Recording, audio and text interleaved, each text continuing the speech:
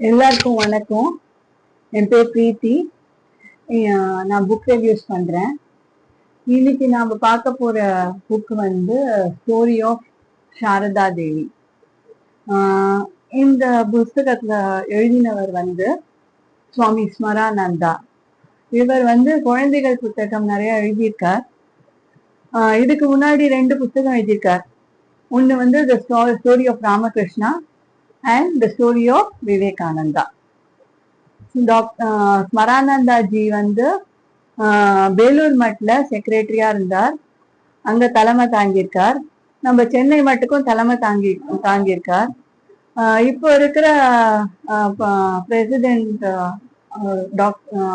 சுவாமி கௌதமானந்தா ஜியோட ப்ரெடிசிசர் வந்து சுவாமி ஸ்மரானந்தா ஜி. அவர் சென்னை மட்டுக்கும் தலைமை தாங்கியிருக்கார். இந்த ஸ்டோரி ஆஃப் சாரதா தேவியில வந்து ரொம்ப அழகான பாத்தீங்கன்னா அந்த ஸ்டோரி ஆஃப் சாரதா தேவியில ரொம்ப அழகா பிக்சர்ஸ் எல்லாம் போட்டு ரொம்ப சிம்பிள் இங்கிலீஷ் லாங்குவேஜ்ல எழுதியிருக்காங்க. இதுல வந்து ஸ்டோரி ஆஃப் சாரதா தேவியில வந்து விஸ்வரஞ்சன் சக்கரவர்த்தி வந்து ஆர்டிஸ்டா இருந்திருக்காரு. பாத்தீங்கன்னா ரொம்ப அழகான படங்கள்லாம் இருக்கு இந்த புஸ்தகத்துல. பார்க்கவே ரொம்ப அழகா இருக்கும். குழந்தைகளுக்கும் ரொம்ப பிடிச்சமான புத்தகமா இருக்கும் இது. அதுல வந்து அந்த காலத்துல சாரதா ராமகிருஷ்ணாவோட ஒய்ஃபான சாரதா தேவி அம்மையாரோடைய வாழ்க்கைய தான் இந்த புத்தகத்துல எழுதியிருக்காங்க. அந்த காலத்துல அவங்க வந்து எப்படி வாழ்ந்தாங்கன்ற பத்தி, அவங்களோட வாழ்க்கைய பத்தியான கதை தான் இது. இதுல முதல்ல ஸ்டார்டிங் வந்து அந்த கதையில வந்து சாரதா அம்மையார் பிறக்குறாங்க. அவங்க ராமச்சந்திராக்கும் ஷியாமா சுந்தரிக்கும் பொண்ணா பிறக்குறாங்க. அவங்களுக்கு ஒரே சந்தோஷம். சாரதா தேவி பிறந்த போது அவங்க ரொம்ப செலிப்ரேட் பண்றாங்க, ரொம்ப சந்தோஷப்படுறாங்க. அவங்களுக்கு டிவைன் விஷன்ஸ் கிடைக்கிறது. இந்த மாதிரி ஒரு அழகான பொண்ணு வர போறா அவங்க வாழ்க்கையிலன்றது டிவைன் விஷன்ஸ் அவங்களுக்கு கிடைக்கிறது. அப்புறமா வந்து அவங்க எல்லாம் வந்து ஒரு டிராமா மாதிரி இருக்கும் அங்க, அதெல்லாம் காமிச்சிருக்காங்க. சாரதா தேவியோட பிக்சர்ஸ் காமிச்சிருக்காங்க. அதுல வந்து ஸ்ரீ ராமகிருஷ்ணா த ஃபியூச்சர் ஹஸ்பண்ட்ன்றது இதுல வந்து ஒரு டிராமா மாதிரி நடக்கிறது அவங்களோட ஜெயராம் பத்தின்ற ஒரு வில்லேஜ்ல. அப்ப வந்து ஒருத்தங்க வந்து ரொம்ப விளையாட்டா கேட்பாங்க, யாரு உங்க புருஷனா வரப்போறான்னு. இப்ப சாரதா அம்மையார் வந்து ராமகிருஷ்ணரை வந்து காமிப்பாங்க, அவங்க ஹஸ்பண்ட் ஃபியூச்சர் ஹஸ்பண்டா காமிப்பாங்க. எல்லாரும் பார்த்து சிரிப்பாங்க, நீ என்ன அந்த பைத்தியக்காரனை கல்யாணம் பண்ணிக்க போறியா அப்படின்ற மாதிரி கேட்டு எல்லாரும் சிரிச்சு இது பண்ணுவாங்க, சந்தோஷமா இருப்பாங்க. அதுக்கப்புறம் வந்து அவங்களோட கம்பேஷன் ஃபார் த புவர் அப்படின்னா என்னன்னா, சாரதா அம்மையார் வந்து சின்ன வயசுல இருந்தே ரொம்ப இறக்க குணம், அன்பு, பொறுமை, அந்த சுபாவம் எல்லாம் அவங்க சின்ன வயசுலயே இருந்திருக்கு. அதனால அவங்க என்ன பண்ணுவாங்க, ஃபார்மர்ஸ் எல்லாம் ஃபீல்ட்ல ஒர்க் பண்ணிட்டு இருக்கும் போது அவங்களுக்கு இந்த பொறிக்கு எடுத்துன்னு போய் கொடுப்பா. அப்புறம் கெயின்ஸ் எல்லாம் எடுத்துன்னு போய் கொடுப்பா, ஃபீல்ட்ல இருக்க கெயின்ஸ் எடுத்துன்னு போய் கொடுப்பா, பொறி எல்லாம் எடுத்துன்னு போய் கொடுப்பா. இந்த மாதிரி ரொம்ப கம்பேஷனேட்டா இருப்பா நம்ம சாரதா அம்மையார். அதுக்கப்புறமா வந்து அவளோட லைஃப் எப்படி இருந்தது அந்த ஜெயராம் பத்தியிலன்றத பத்தி கொஞ்சம் ஷார்ட்டா எழுதியிருக்காங்க.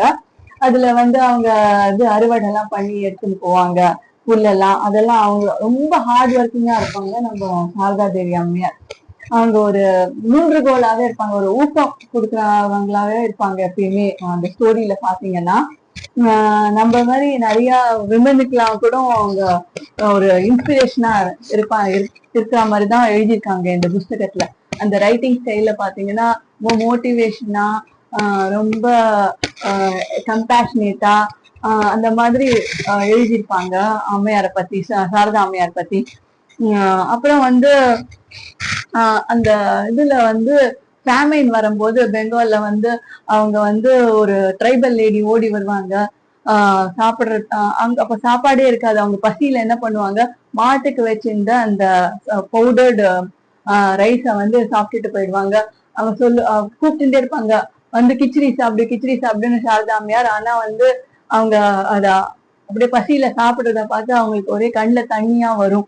அப்போல இருந்தே அவங்களுக்கு அந்த இறக்க குணம் வந்து டெவலப் ஆகுது.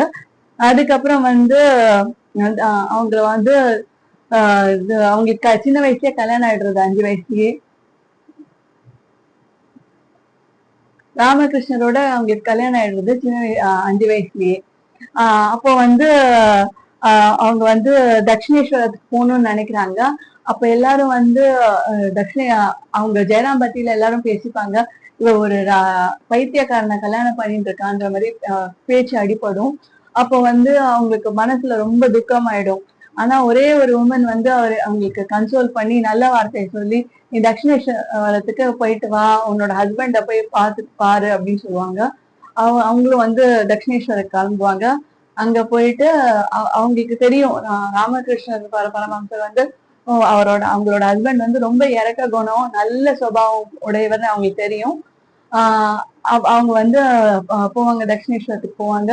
போய் அவங்க ஃபியூச்சர் ஹஸ்பண்ட போய் பார்க்க போவாங்க. அங்க பார்த்தான்னா அவர் வந்து இவங்களை வந்து ரொம்ப உள்ளுக்குள்ள அழைச்சு, அவங்க ஹஸ்பண்டான ராமகிருஷ்ணர் வந்து உள்ள அழைச்சு அவங்கள வந்து பணிவிடையெல்லாம் பண்ணி அவர் கால் அமுத்தி விட்டு, நீ என்னோட டிவைன் மதர்னு சொல்லி அவங்கள வணங்குறாங்க. வணங்கின உடனே நெகிழ்வா போயிடும் நம்ம சாரதாம்மாக்கு. இப்படி ஒரு ஹஸ்பண்ட் எனக்கு வந்து கிடைச்சிருக்காரு, எனக்கு ரொம்ப சந்தோஷமா இருக்கு அப்படின்னு அவங்க நினைச்சுப்பாங்க. அதுக்கப்புறம் வந்து ஒரு நாள் வந்து காளிக்கு எப்படி பூஜை பண்ணுவாங்களோ அதே மாதிரி அவங்க ஒய்ஃபுக்கு வந்து ராமகிருஷ்ண பரமஹம்சர் சாரதா தேவி அம்மையாருக்கு பூஜை பண்றாரு. அத நினைச்ச உடனேதான் அவங்களுக்குள்ளேயே அவங்க வந்து ஒரு ஹோலி மதரா நினைச்சு அவங்களுக்கு வந்து ஒரு டிவைன் ஃபீலிங் வரும் சாரதா அம்மையாருக்கு. அதுக்கப்புறம் வந்து ஜெயராம்பட்டியில ஒரு நாள் இருப்பாங்க. அவங்க வந்து தட்சிணேஸ்வரத்துக்கு போகணும்னு நினைப்பாங்க. வழியில ஆனா கொள்ளையர்கள் நிறைய இருப்பாங்க. அப்போ வந்து அவங்க வந்து அவங்களோட இறக்க குணத்தினாலையும் அன்பு செலுத்துற குணத்தினாலையும் அப்பா என்னை வந்து கூட்டிட்டு போய் உன்னோட மருமக வீட்டுல கொண்டு போய் விடுன்னு அந்த கொள்ளையர்கள்ட்ட அன்பா பேசி அவங்க கொள்ளையர்கள் வந்து சாரதாமா வந்து ஜெயராம்பட்டியில இருந்து தட்சிணேஸ்வரத்துக்கு கூட்டிட்டு போய் விடுவாங்க. அந்த அளவுக்கு அவங்களோட பேச்சு வந்து ஒரு அன்பாவும் மென்மையாவும் இறக்கத்தோடையும் இருக்கும். ஒரு கொள்ளையர்களோட மனசை கூட மாத்துற அளவுக்கு ஒரு அன்பான வார்த்தைகளா பேசுவாங்க அவங்க. அந்த மாதிரி நம்ம ஆத்தர் வந்து அவ்வளோ அழகா எழுதியிருக்காரு சாரதா அம்மையாரை பத்தி. ரொம்ப சிம்பிள் லாங்குவேஜ்ல இங்கிலீஷ்ல வெளியிட்டிருக்காரு இந்த புத்தகத்தை. அதுக்கப்புறம் அவங்களோட வாழ்க்கைய பத்தி ஃபுல்லா எழுதியிருக்காங்க. அதுக்கப்புறம் வந்து ஒரு மர்ச்சன்ட் வராரு, வந்த உடனே பைசா எல்லாம் கொடுக்குறாரு. ஆனா வந்து நம்ம அம்மையார் வந்து பணத்தினால டெம்ட் ஆகாம, நீங்க என் கணவர் அக்செப்ட் பண்ணலன்னா நானும் அக்செப்ட் பண்ணல அப்படின்னு அந்த பணத்தை அக்செப்ட் பண்ணாம டெம்ட் ஆகாம, அதுக்கப்புறமா வந்து அவங்க வந்து எல்லாரும் பிலிகிரிம்ஸ் எவ்வளவு பேர், அவங்க நிறைய மடத்துக்கு, வேலூர் மடத்துக்கு நிறைய பேர் வருவாங்க. அத்தனை பேர் வந்தாலும் அவங்க பகவான் நாம சொல்லிட்டு அத்தனை பேருக்கும் சாப்பாடு பரிமாறுவாங்க அன்பா. ஆனா அந்த மாதிரி அந்த காலத்துல அவங்க அவ்வளோ ஒரு தவத்தோட வேலை பண்ணிட்டு பகவான் நாமத்தி சொல்லிட்டு அத்தனை பிலிகிரிம்ஸையும் அன்பா வீட்டுக்கு மடத்துக்கு மடத்துல வந்தவங்களுக்கு எல்லாம் சர்வ் பண்ணிருக்காங்க. அந்த அளவுக்கு அவங்களுக்கு தவ வலிமை இருந்திருக்கு அந்த காலத்துல. அதெல்லாம் வந்து இதுல எழுதியிருக்காங்க. அதுக்கப்புறம் ராமகிருஷ்ண பரமஹம்சருக்கு த்ரோட்ல ப்ராப்ளம் வந்து அவர் மறைஞ்சு போயிடுறாரு. அப்போ வந்து அப்போ கூட அவங்க அன்பா பணிவிட பண்ணி அதுக்கப்புறம் அவங்களால அந்த துக்கத்தை வந்து ரொம்ப துக்கமா ஆகி அதுக்கப்புறம் அவங்க வந்து நிறைய பிலிகிரிம் சென்டர்ஸ்க்கு எல்லாம் போறாங்க. இது வாரணாசி, காஷி அந்த இடத்துக்குலாம் போயிட்டு கொஞ்ச நாள் வந்து அங்க போயிட்டு அக்னி பகவான்கிட்ட வழிபட்டுட்டு அதுக்கப்புறம் திரும்பியும் அவங்க இதுக்கு வேலூருக்கு போறாங்க. அவங்க ஜெயராம்பட்டிக்கே போறாங்க.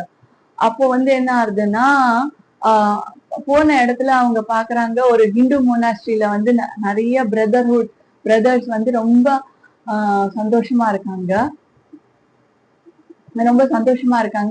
அதை பார்த்துட்டு அதே மாதிரி ஒரு வேலூர் மட்டுன்னு ஒரு பெரிய மிஷின் ஆரம்பிக்கணும்னு அவங்களுக்கு ஆசை வருது. அப்போ வந்து நம்ம பசங்க ராமகிருஷ்ணரோட சீடர்களுக்கும் அதே மாதிரி ஒரு ஆசிரமம் வரணும்னு அவங்க நினைக்கிறாங்க. அப்புறம் அவங்களுடைய எண்ணம் வந்து நம்ம சுவாமி விவேகானந்தர் மூலியமா நிறைவேறுது. அப்பதான் சுவாமி விவேகானந்தர் வந்து ஆசீர்வாதம் பண்ணி அவங்க வந்து அமெரிக்கானா என்னன்னு கூட தெரியாது அவங்களுக்கு.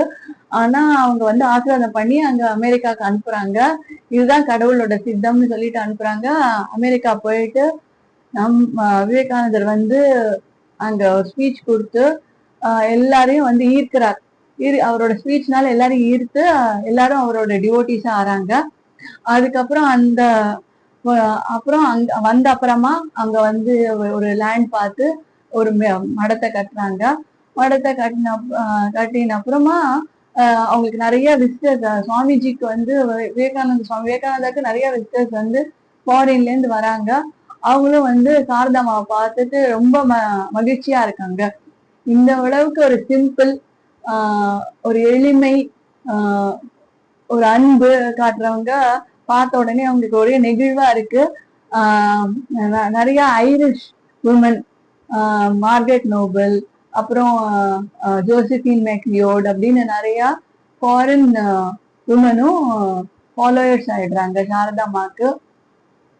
அதுக்கப்புறமா வந்து ஒரு அங்க வந்து பெங்கால்ல வந்து நெசவு தொழில் வந்து ரொம்ப மலிஞ்சு போற கட்டத்துல அப்போ வந்து நிறைய பேர் வந்து கொள்ளையர்களா மாறுறாங்க.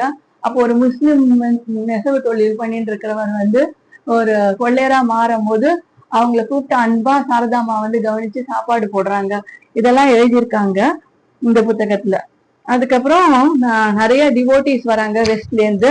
அதுக்கப்புறம் சாரதாமையார் கடைசியா பிப்ரவரி மாசம் அவங்களோட வாழ்க்கை வரலாறு முடியுது.